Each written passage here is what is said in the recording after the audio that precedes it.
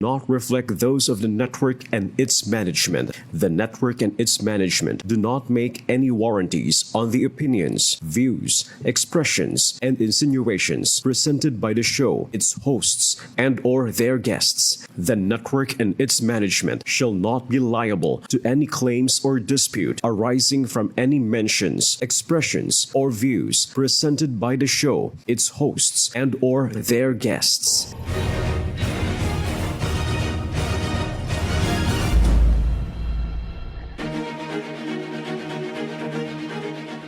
Sa ilalim ng pamumuno ng ating ama ng pambansang pulisya, Police General Jose Melencio Corpus Nartates Jr., tinataguyod ang serbisyong mabilis, tapat at nararamdaman. Magandang gabi, ako po ang inyong lingkod at tagapag-ugnay, Police Colonel Haron Sipagador, Chief Administrative Resource Management Division ng Police Community Affairs and Development Group. Pangako ng bagong PNP ang mas pinaigting na police visibility at agarang pagtugon sa krimen. Ako naman po si Police Lieutenant Colonel Brenda O. Garcia, ang Acting Chief ng Information and Communication Development Division ng Police Community Affairs and Development Group. Kayo po, mga mahal naming kasangbahay, ang aming inspirasyon. Kami po ang inyong Police at your service!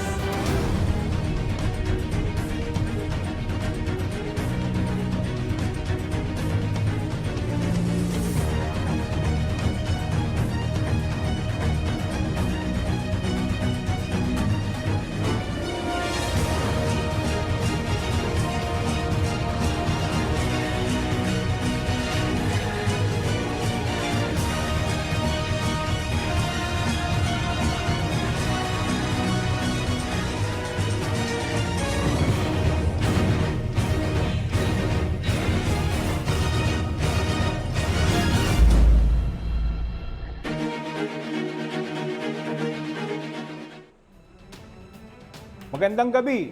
Simulan po natin ang ating trending na programa.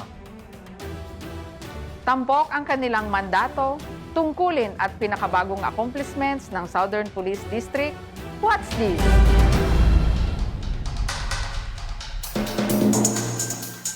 Sa ating special episode ngayong Sabado na ang Police at Your Service, tampok ang isa sa pinakamalaki at natatanging police district sa Kamaynilaan, ang Southern Police District. Nakasalukuyan ay pinamumunuan ng magiting na general na si Police Brigadier General Glenn Oliver C. Cinco.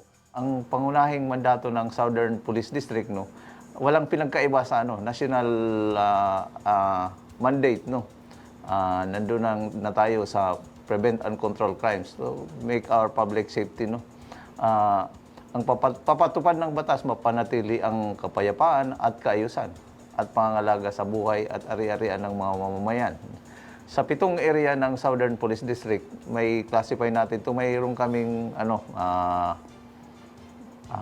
acronym dyan, Matapat Mula Pa. So, Matapat Makati, Taguig, Pateros, Muntinlupa, Las Piñas at Parañaque, no.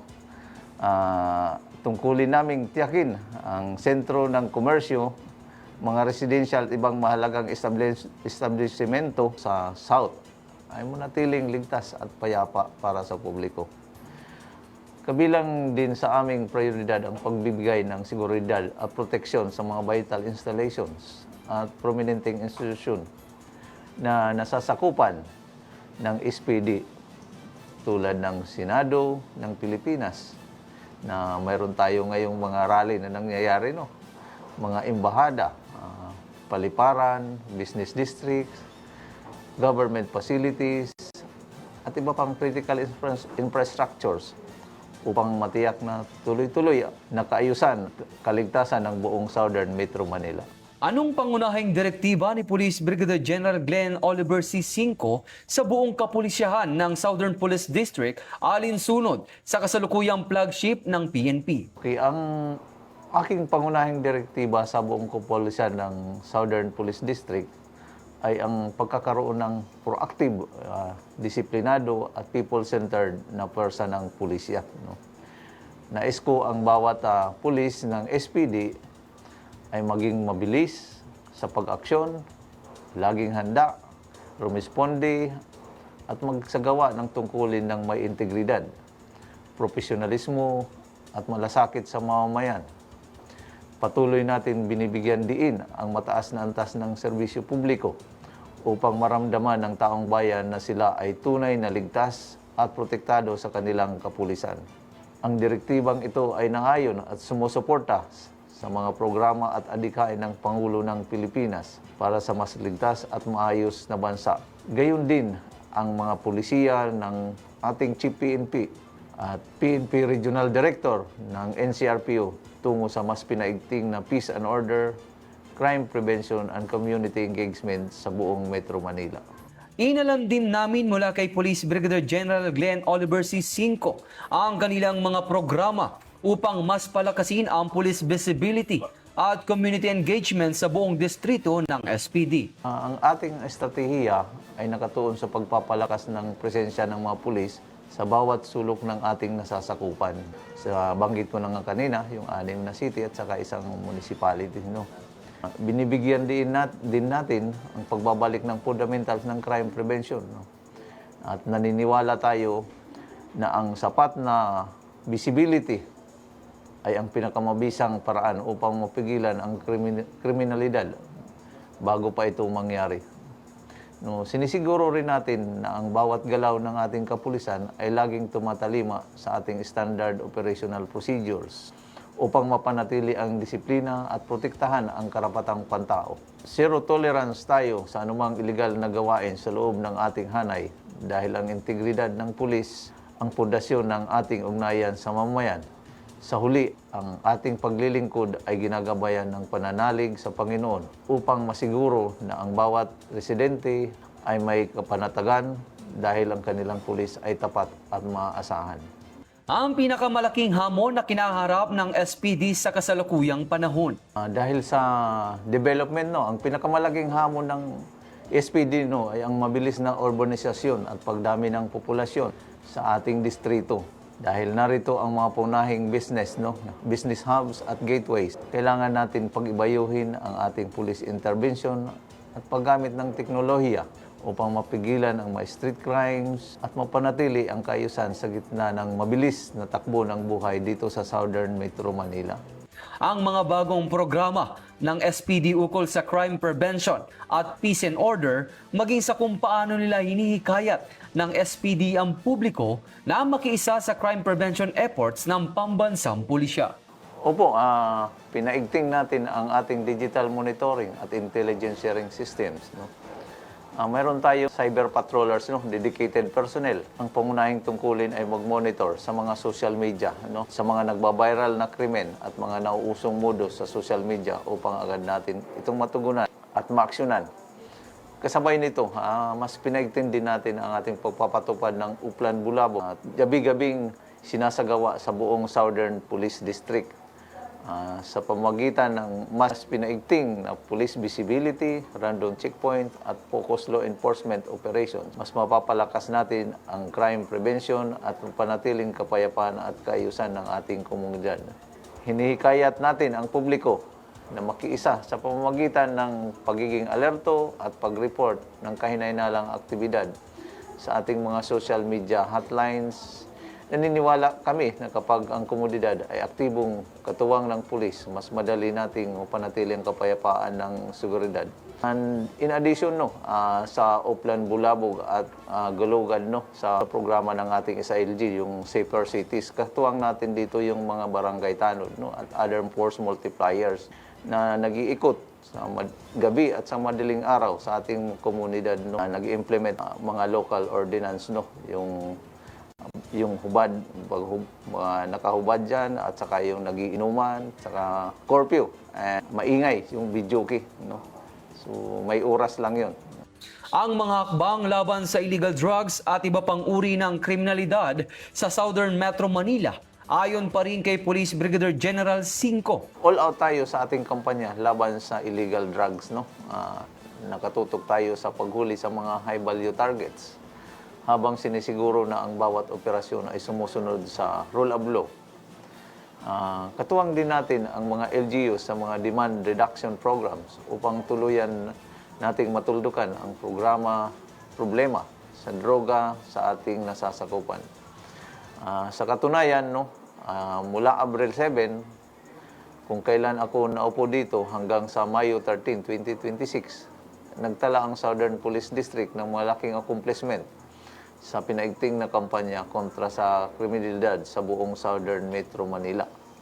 Sa kampanya kontra illegal na droga, 416 anti-drug operations ang naisagawa natin, wherein 531 katao ang naresto. Nakakumpiska tayo ng 15,658.1 gramo ng shabu at 1,500.58 gramo ng marijuana and 107.22 gramo ng kush at tinatayang halaga ng nakumpiskang droga na 191,513,275.68 pesos. Sa kampanya kontra illegal na pagsusugal, wherein we recorded 283 operations ang naisagawa natin and 774 katao ang naresto and 173,825.75 na bet money ang nakumpiska. Sa kampanya naman kontra wanted persons, mula sa nasabing period, 293 operations ang naisagawa, wherein 293 wanted persons ang naresto. 50 of whom are top most wanted persons and 63 most wanted persons and 180 other wanted persons. Sa kampanya naman kontra loose firearms, nakapagtala tayo ng 58 operations and 59 katao ang naresto at 60 baril ang nakumpiska o na-recover. Ang pagtugon ng SPD sa mga reklamo ng publiko tungkol sa police response time. Siniseryoso natin ang bawat reklamo. Sinisiguro natin na ang ating mga mobile patrol units at tactical motorcycle riders ay laging nakadeploy sa mga strategic areas. Gamit ang ating monitoring system, tinitiyak natin ang responde ng pulis ay mabilis, maayos at nararamdaman agad ng mamamayang nangangailangan ng tulong. Kasabay nito, tuloy-tuloy rin ang ating pagsasagawa ng simulation exercise ng Enhanced Managing Police Operations o EMPO.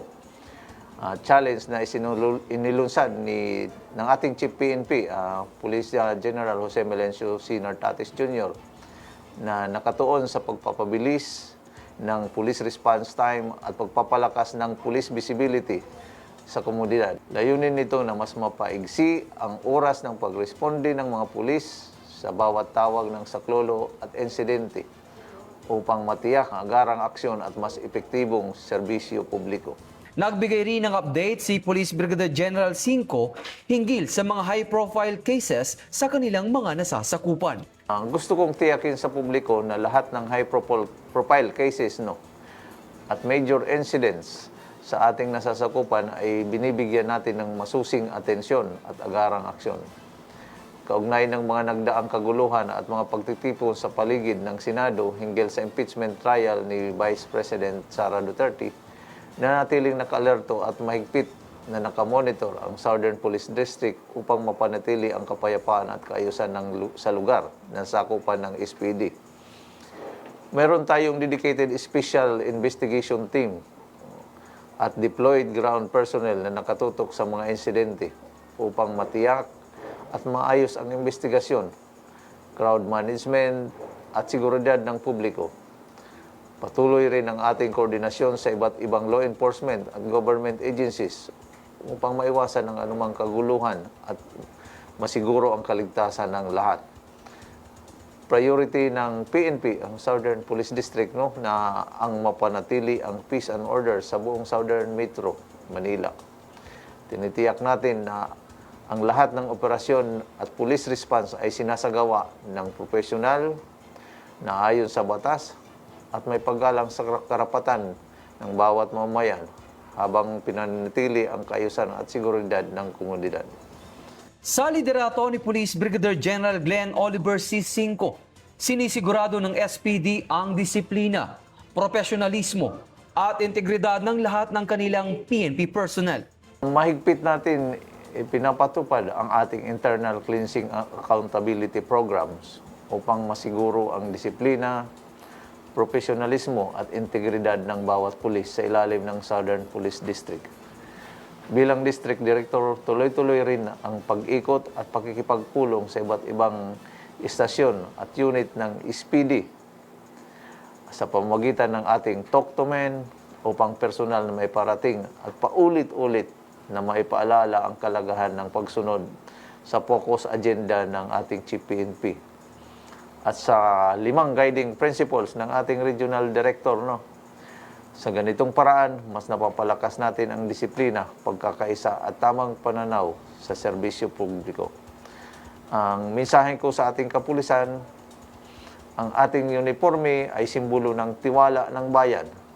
Gawin natin ang tama sa lahat ng pagkakataon, umiwas sa tukso ng illegal na gawain at magsilbi ng may dangal, integridad at malasakit upang mapanatili tayong karapat-dapat sa tiwalang ibinibigay ng publiko. Samantala, napakalaking tulong pagdating sa pagsugpo ng focused crimes maging sa pagpapatupad ng Safer Cities ang command center ng SPD na ibinahagi ni Police Captain Nathaniel Estan, ang Chief ng District Tactical Operations Center. Nandito po tayo sa Southern Police District, District Tactical Operations Centers. Sa makikita nyo po, nandito po ang ating mga personnel, DTOC personnel, and sa kabila naman po is yun sa ating SPD Command Center personnel. Meron po tayong 24 hours na rotation na nag-ooperate po ang ating District Tactical Operations Center, na kung saan makikita po natin ang body-worn cameras na nagsiserve po as a real-time monitoring na lahat po ng special events and mga deployments po, katulad po ngayon sa Senate, makikita po natin na nakikita po natin yung mismong harap ng Senate. Lahat po ng coordination na nare-receive po dito ay ating nire-receive for the purpose po ng ma-inform po ang lahat down to our stations. Then ang ating functions po bilang District Tactical Operations Center is to receive and communicate lahat po ng related matters pertaining to security. Then yung mga ating stations po is tayo rin po ang nag-a-assist pagka meron po sila na mga kailangan, katulad po ng mga reports na kailangan maibigay po natin sa ating higher-ups para ma-inform sila hanggang makarating po ito sa Camp Crame. Ito po ang ating monitoring ng Smart Policing Program ng PNP na kung saan Southern Police District ang isa sa nabigyan po ng fund upang mag-put up ng command center. Sa 27 nationwide na nabigyan, napakapalad po ng SPD. Dito po makikita natin ang mga capture ng ating body-worn cameras. Then yung CCTV po ng perimeter ng ating camp is nandito na rin po. Ma-secure din po natin ang ating inside camp. Ito po ang ating mga personnel na 24 hours na nagmo-monitor ng ating CCTVs and body-worn cameras. Real time po, nakikita natin siya. Meron po tayong body-worn cameras na live na 88 na body-worn cameras and 64 na ginagamit po ng ating mga police sa pag-ooperate po, mapa-warrant or other operations po na daily. Then dito po makikita natin ang ating docking station naman po ng body-worn camera na kung saan ito po ang ginagamit po na pag-extract ng mga ating ginamit po ng mga ating operatiba sa mga operations nila at yan po ay ginagamit sa korte. Ito po ang ating monitoring na CCTV ng ating kampo.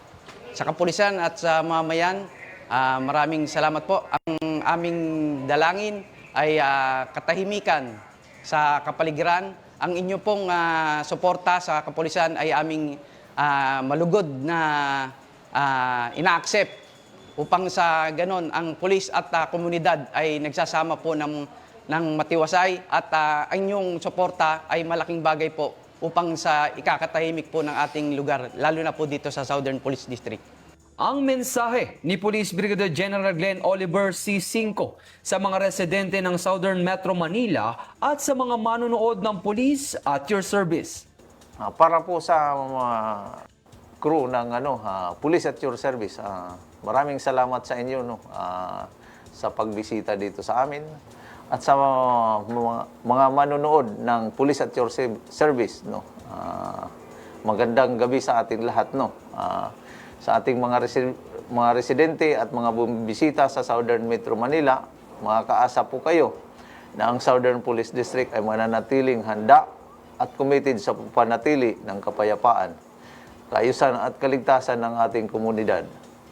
Ang Southern Police District ay hindi lamang tagapagpatupad ng batas, kundi tunay na katuwang ng mamayan sa pagbuo ng ligtas, maayos at progresibong lipunan. Patuloy po nating suportahan ang ating kapulisan at palakasin ang kooperasyon sa pagitan ng komunidad at ng otoridad sa pamagitan ng pagkakaisa, malasakit at aktibong pakikilahok ng bawat isa. Mas magiging matagumpay tayo sa laban kontra kriminalidad at sa pagsusulong ng isang mas mapayapa at progresibong bagong Pilipinas. Muli, ako po si Police Brigadier General Glenn Oliver, Commission 5, ang District Director ng Southern Police District. Ito ang bagong PNP para sa bagong Pilipinas. Serbisyong mabilis, tapat at nararamdaman.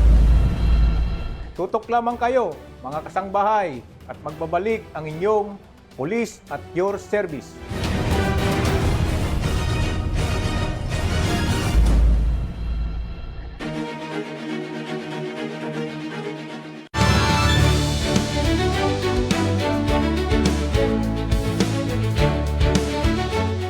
Hello ka-KMC! Mas masaya ba kapag lahat ng bagay ay para sa'yo lang? O mas masaya kapag marunong tayong magbahagi? Samahan niyo ako sa isang buong kwento, masayang awitan, at mga aral na siguradong magugustuhan ninyo. Kaya't makinig at sumagot at sabay-sabay tayong matuto. Abangan ang KMC Show ngayong linggo, alas 11 ng umaga, dito lang sa UNTV.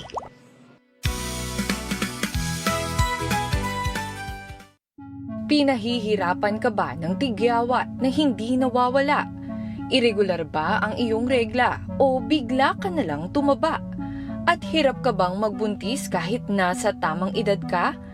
Posibleng sintomas ito ng Polyendocrine Metabolic Ovarian Syndrome o PMOS na dating tinatawag na PCOS. Alamin ang latest information at treatment options para sa kondisyong ito mula sa isang eksperto. Manood ng Doctors on TV ngayong linggo, alas 9 ng umaga, dito lang sa UNTV.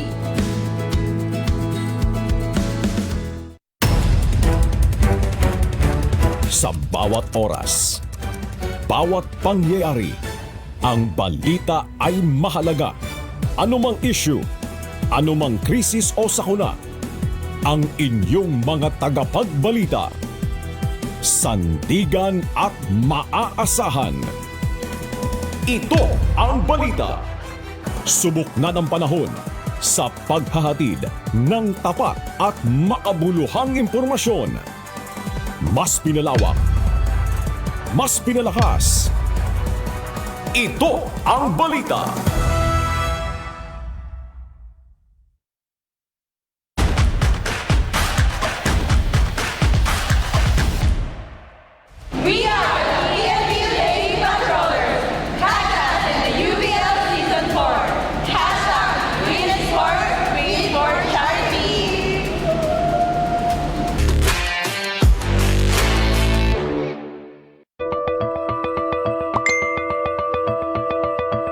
Iba na ang mundo ngayon. Ang pag-scam, online na rin. At sa isang iglap, maaaring mawala ang buong buhay mong pinag-ipunan. Buong buhay mong pinaghirapan. Mag-ingat sa mga website na hindi lehitimo. Mga link na ipinadala sa pamagitan ng text at online messages. Lalo na kung hindi mo naman ito hinihingi. Ang one-time password at online account app password ay personal. Huwag ipaalam sa iba. Kung na-scam, palitan agad ang password ng iyong account at mag-report sa mga otoridad. Hindi biro ang ma-scam online. Buhay at kinabukasan ng pamilya ang nakataya dito. Kaya todo ingat mga kasangbahay. Isang paalaala mula sa UNTV, your public service channel.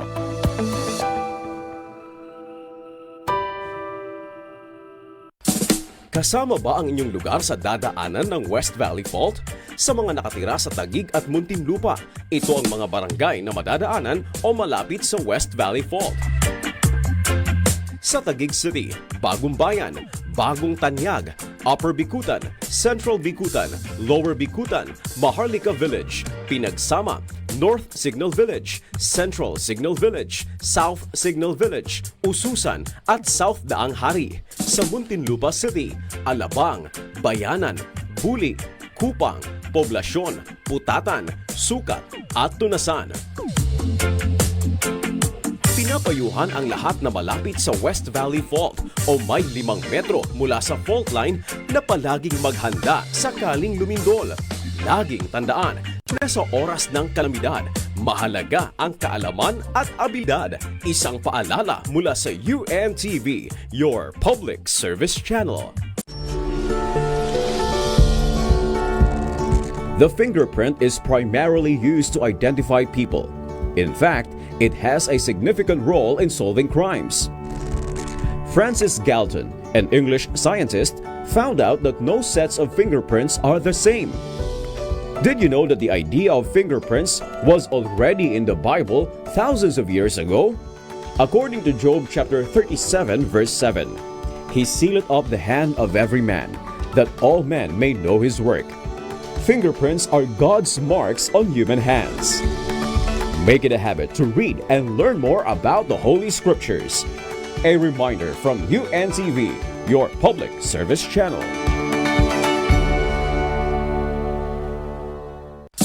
Kasama ba ang inyong lugar sa dadaanan ng West Valley Fault? Sa mga nakatira sa Bulacan at Cavite, ito ang mga barangay na madadaanan o malapit sa West Valley Fault. Sa probinsya ng Bulacan, ang Barangay San Isidro, Ciudad Real at San Roque sa San Jose del Monte. Sa Norsagaray, ang Barangay San Lorenzo. Sa Doña Remedios Trinidad, ang Kamatsin, Kabayunan, Sapang Bulak, Bayabas, Kamatchile at Pulong Sampaloc. Sa probinsya ng Cavite, Barangay San Jose sa General Mariano Alvarez. Sa Carmona, ang Bangkal, kabilang Baybay, Lantik at Mabuhay, Barangay Carmen at Inchican sa Silang. Pinapayuhan ang lahat na malapit sa West Valley Fault o may 5 metro mula sa fault line na palaging maghanda sakaling lumindol. Laging tandaan na sa oras ng kalamidad, mahalaga ang may kaalaman at abilidad. Isang paalala mula sa UNTV, your public service channel. It took years of study and major developments in technology to learn about our planet. But long before these advancements in science, facts about the Earth were already written in the Bible. In Isaiah chapter 40 verse 22, it says that the earth is round, not flat. It is he that sitteth upon the circle of the earth, and the inhabitants thereof are as grasshoppers, that stretcheth out the heavens as a curtain, and spreadeth them out as a tent to dwell in. Also, Job chapter 26 verse 7 mentions that the earth hangs upon nothing. He stretcheth out the north over the empty place, and hangeth the earth upon nothing. Learn more interesting facts from the most informative book of all time. This is UNTV, reminding you to make it a habit to read the Bible. Pinahihirapan ka ba ng tigyawat na hindi nawawala? Irregular ba ang iyong regla o bigla ka na lang tumaba? At hirap ka bang magbuntis kahit nasa tamang edad ka? Posibleng sintomas ito ng Polyendocrine Metabolic Ovarian Syndrome o PMOS na dating tinatawag na PCOS. Alamin ang latest information at treatment options para sa kondisyong ito mula sa isang eksperto. Manood ng Doctors on TV ngayong linggo, alas 9 ng umaga dito lang sa UNTV. Hello ka-KNC! Mas masaya ba kapag lahat ng bagay ay para sa'yo lang? O mas masaya kapag marunong tayong magbahagi? Samahan niyo ako sa isang buong kwento, masayang awitan, at mga aral na siguradong magugustuhan ninyo. Kaya't makinig at sumagot at sabay-sabay tayong matuto. Abangan ang KNC Show ngayong linggo, alas 11 ng umaga, dito lang sa UNTV.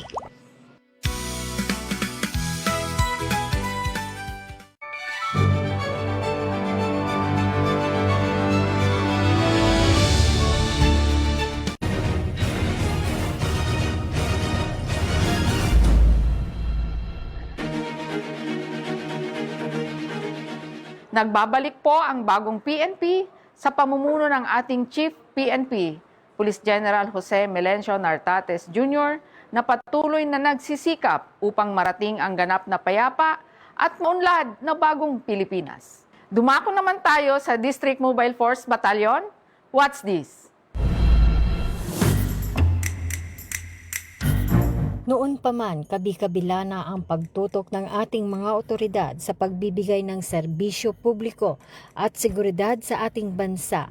Kaya naman, kung pagpapanatili ng katiwasayan at seguridad ng lungsod ang pag-uusapan, hindi magpapahuli dyan ang mga syudad na nasasakupan ng National Capital Region. At dahil sa ang mga distrito ng National Capital Region ay kilalang mayaman sa mga makasaysayang lugar, tourist destinations, business capital at may progresibong ekonomiya sa ating bansa, ito ay tunay namang dinarayo, mapalokal o banyaga man. At dahil dyan, sinadyang puntahan ng Police at Your Service Team ang tanggapan ng pulisya na may mga pangunahing responsibilidad na magpatupad ng batas, magpanatili ng katiwasayan sa buong distritong sakop ng lungsod ng Southern Police District.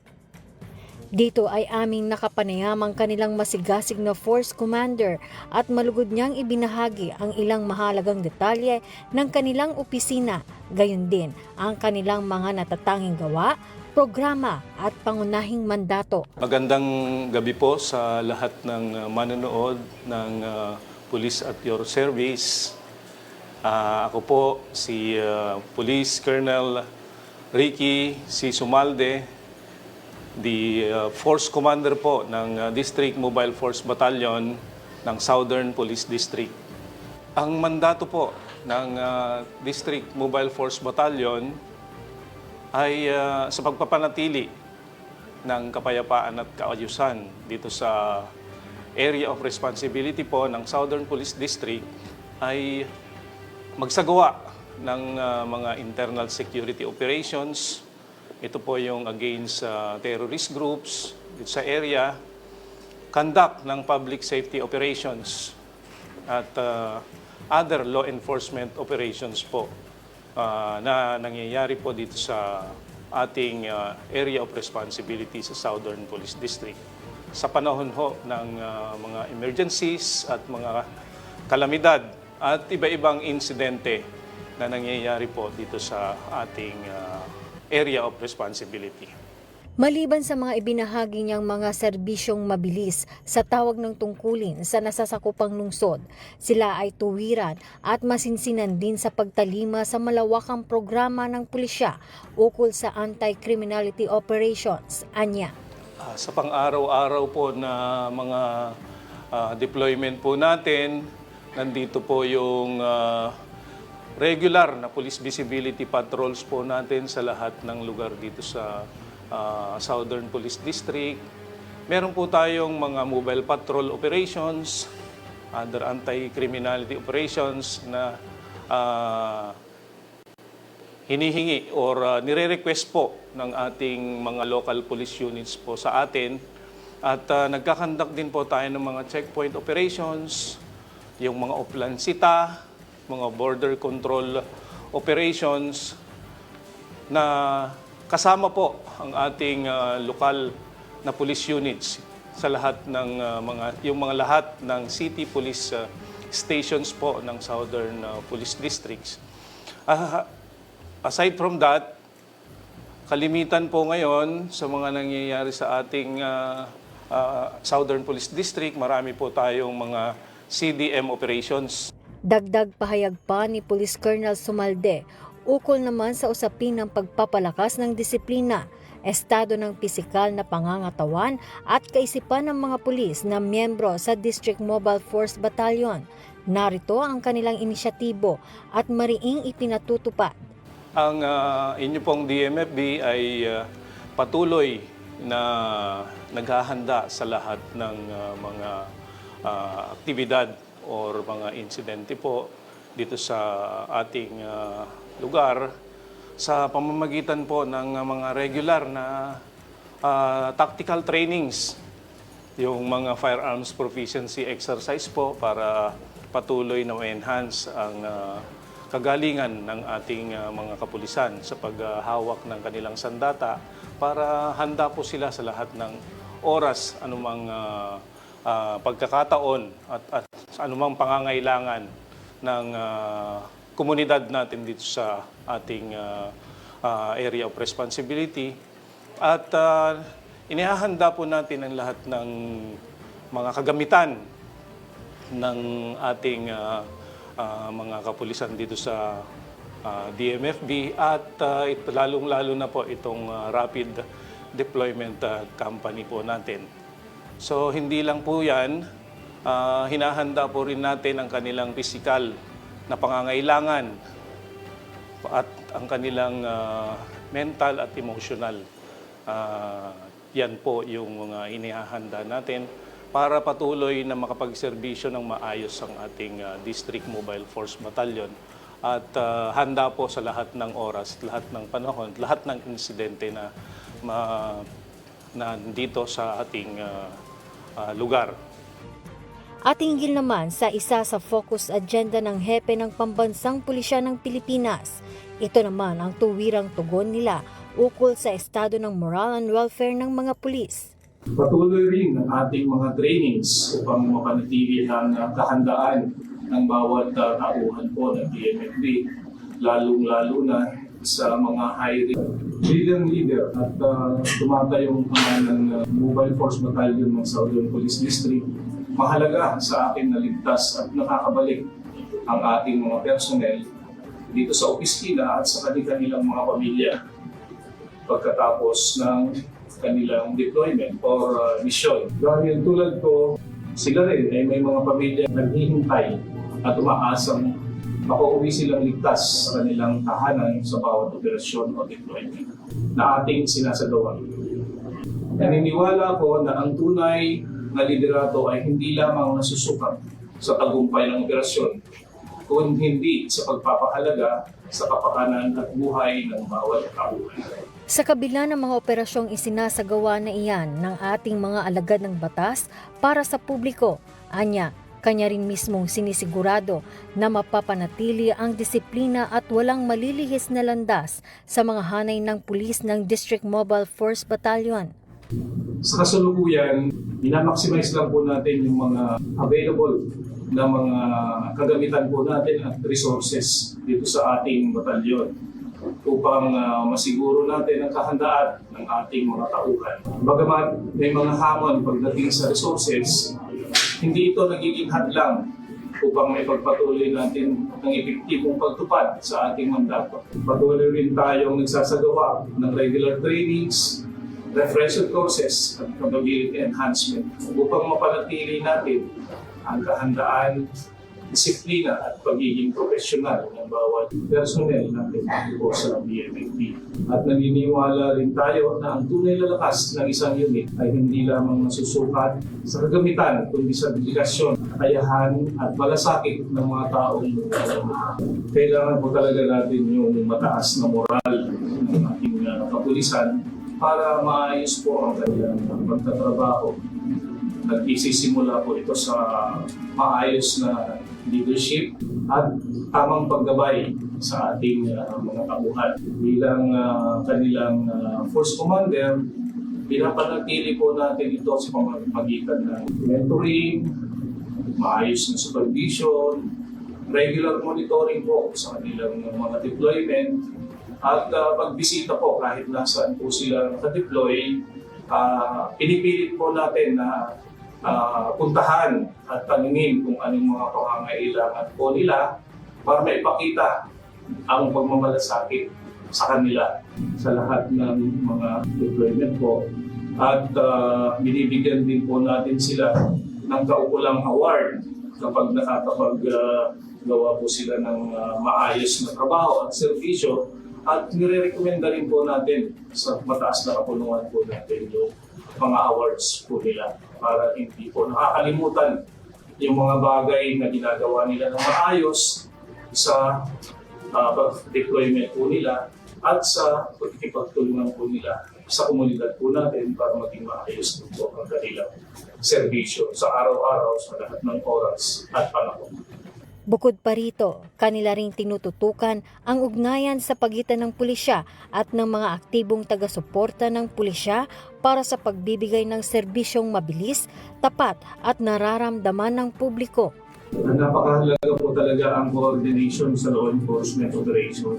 Dito po sa atin, sa DMFB, tuloy-tuloy po tayo nagkikipag-ugnayan sa iba-ibang unit, sa PNP, sa local government units, at iba-ibang agencies ng ating pong gobyerno sa lahat ng mga aktibidad or operation na kinakandak po natin. Nakikipag-ugnayan din po tayo sa mga local police units para maging maayos ang deployment po natin. Minsan at kalimitan, humihingi po ng dagdag personnel ang ating mga city police stations para ma-augment o madagdagan ang kanilang mga police sa kanilang lugar, lalong-lalo na po kung may mga deployment silang malakihan.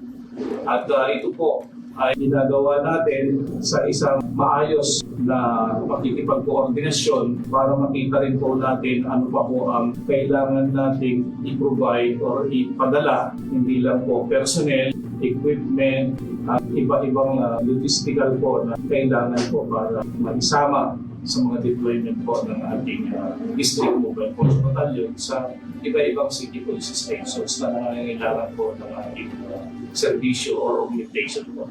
Maliban dyan, hindi rin natatali ang pagbibigay ng serbisyong mabilis ng miyembro ng District Mobile Force Battalion sa pagpapadala lamang ng karagdagang tauhan at puwersa sa mga nagsasagawa ng mga kilos protesta, kundi anya, sila rin ay patuloy na nagbibigay at nagpapanatili ng seguridad sa ating mga banyagang delegado sa mga embahadang mismong nasasakupan ng Southern Police District.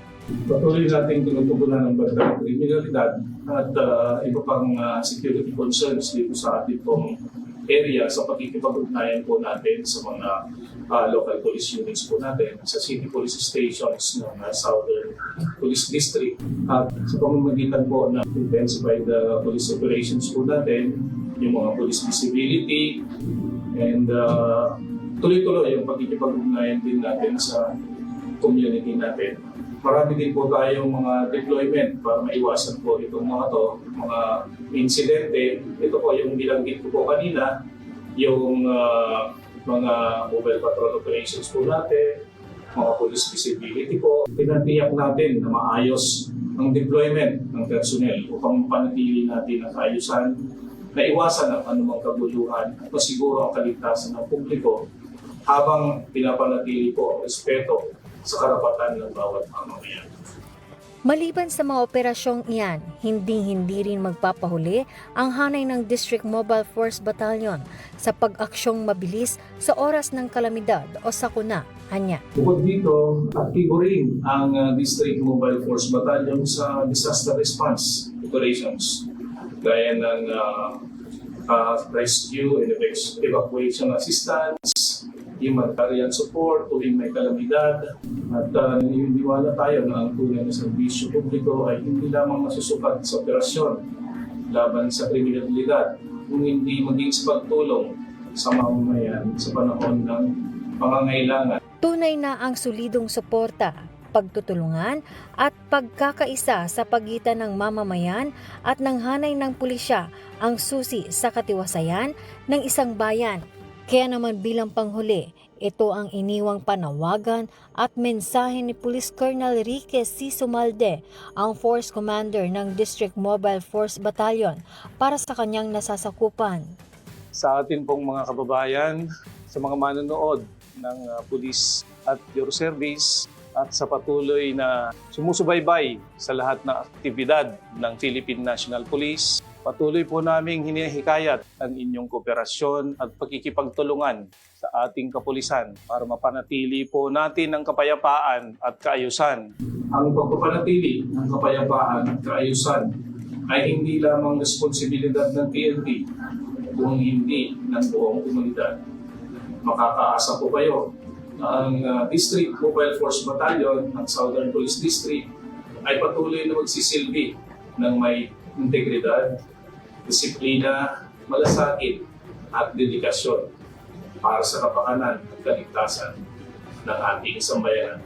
Ito po si Police Colonel Ricky C. Sumalde dito po sa District Mobile Force Battalion ng Southern Police District para sa Police at Your Service.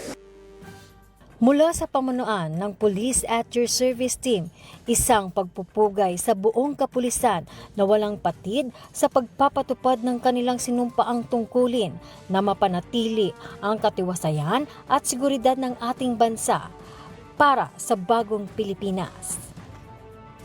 Ito ang bagong PNP para sa bagong Pilipinas. Serbisyong mabilis, tapat at nararamdaman. Mga mahal naming mga kasambahay, marami pong salamat sa patuloy na pagtitiwala at suporta sa inyong pambansang pulisya. Sa paggabay ng ating Pangulong Ferdinand Bongbong Marcos Jr.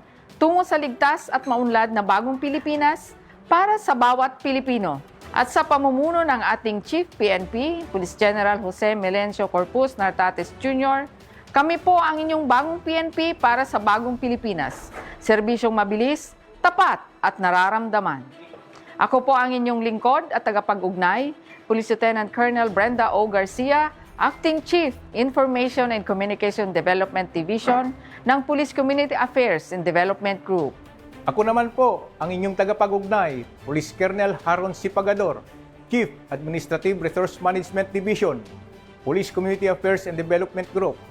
Patuloy po nating suportahan ang inyong PNP at ating pamahalaan tungo sa ganap na kaayusan at kaunlaran ng ating inang bayan. Kayo po, mga mahal naming kasangbahay, ang aming inspirasyon. Kami po ang inyong Police at Your Service.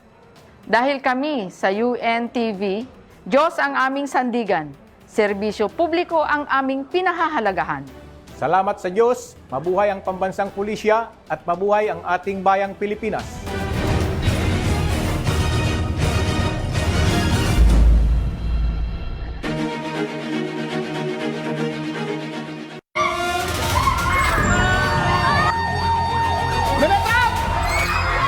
.8 magnitude na lindol ang sumalubong sa unang araw ng pasukan sa Mindanao Region.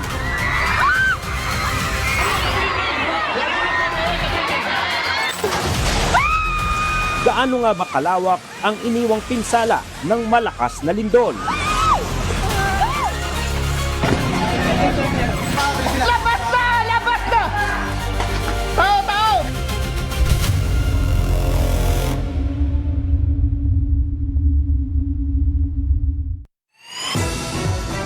Sa pagsalubong sa umaga, simulan ang araw sa pagtutok sa mga balitang totoo, komprehensibo at mapagkakatiwalaan. Tampok ang maiinit na headlines at mahahalagang pangyayari sa Pilipinas at sa iba't ibang panig ng mundo. Kasama ang mapagkakatiwalaang mga tagapagbalita ng UNTV News and Rescue. Sherwin Colobong, Bernard Dadis, at Ani Rantoy. Tumutok sa Hataw Balita ngayon. Lunes hanggang Biyernes mula alas 4:30 hanggang alas 6:30 ng umaga. Dito lamang sa UNTV News and Rescue. at sa bayan ring mapapakinggan sa Radyo La Verdad 1350, ang UNTV Radio.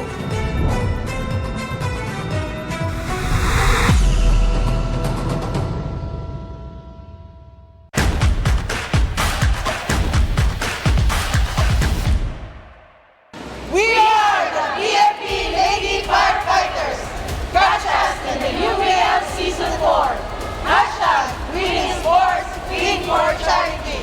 Firefighters!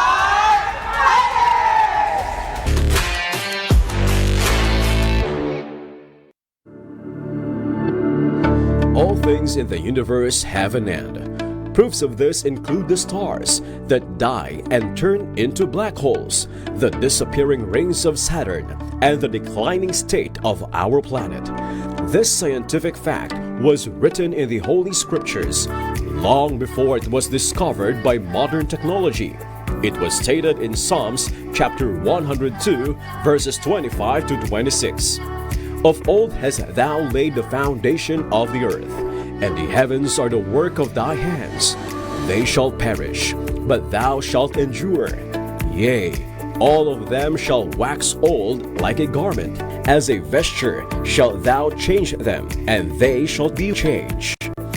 Learn more interesting facts from the most informative book of all time. This is UNTV, reminding you to make it a habit to read the Bible. Kasama ba ang inyong lugar sa dadaanan ng West Valley Fault? Sa mga nakatira sa Laguna, ito ang mga barangay na madadaanan o malapit sa West Valley Fault. Sa San Pedro, ang Barangay Calendola, GSIS, Sampaguita Village, San Antonio, San Vicente, Riverside at United Bayanihan. Sa Binyan, ang Barangay Binyan, Malamig at San Francisco. Barangay Santo Domingo sa Santa Rosa, Barangay Casile sa Cabuyao at Barangay Canlubang sa Calamba. Pinapayuhan ang lahat na malapit sa West Valley Fault o may 5 metro mula sa fault line na palaging maghanda sakaling lumindol. Laging tandaan na sa oras ng kalamidad, mahalaga ang kaalaman at abilidad. Isang paalala mula sa UNTV, your public service channel.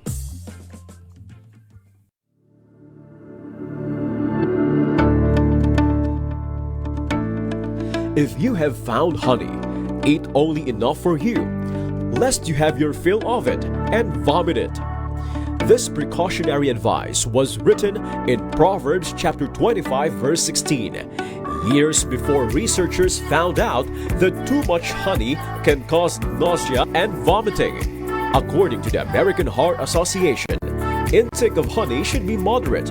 They recommended that one should not get more than 100 to 150 calories a day from added sugars. That is equal to only 2 to 3 tablespoons of honey. Learn more about honey from the most informative book of all time. This is UNTV, reminding you to make it a habit to read the Bible. Kasama ba ang inyong lugar sa dadaanan ng West Valley Fault sa mga nakatira sa Bulacan at Cavite? Ito ang mga barangay na madadaanan o malapit sa West Valley Fault. Sa probinsya ng Bulacan, ang Barangay San Isidro, Ciudad Real at San Roque sa San Jose del Monte. Sa Norsagaray, ang Barangay San Lorenzo. Sa Doña Remedios Trinidad, ang Kamatsin, Kabayunan, Sapang Bulak, Bayabas, Kamatchile at Pulong Sampaloc. Sa probinsya ng Cavite, Barangay San Jose sa General Mariano Alvarez. Sa Carmona, ang Bangkal, Kabilang Baybay, Lantik at Mabuhay. Barangay Carmen at Inchican sa Silang.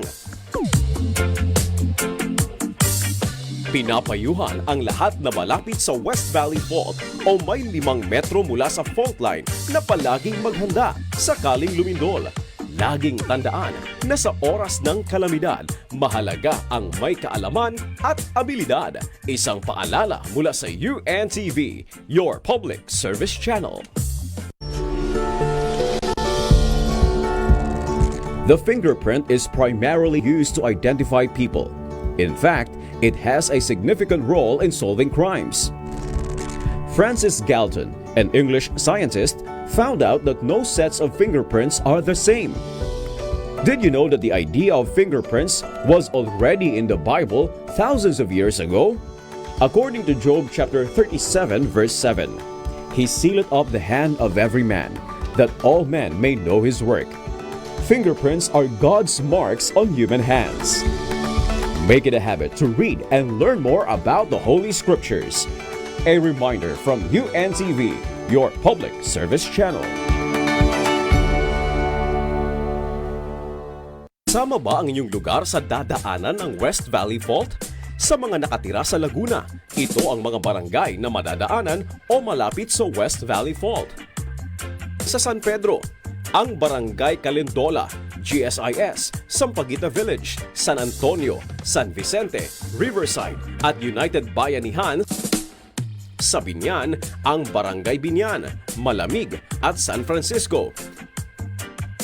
Barangay Santo Domingo sa Santa Rosa, Barangay Casile sa Cabuyao at Barangay Canlubang sa Calamba. Pinapayuhan ang lahat na malapit sa West Valley Fault o may 5 metro mula sa fault line na palaging maghanda sakaling lumindol. Laging tandaan na sa oras ng kalamidad, mahalaga ang kaalaman at abilidad. Isang paalala mula sa UNTV, your public service channel.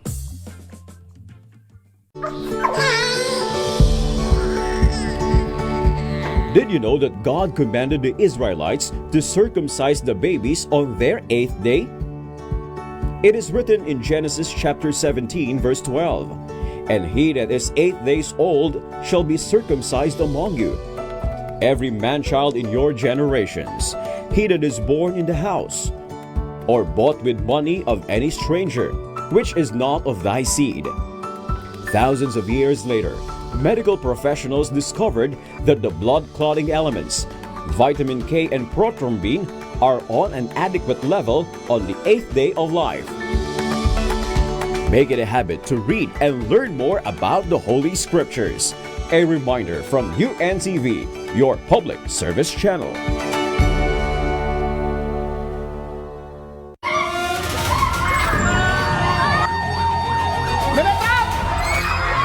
7.8 magnitude na lindol ang sumalubong sa unang araw ng pasukan sa Mindanao Region.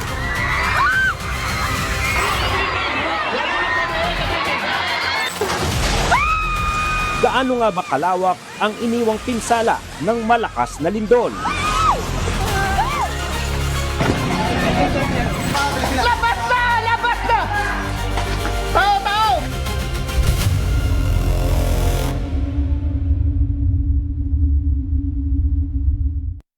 Pinahihirapan ka ba ng tigyawat na hindi nawawala?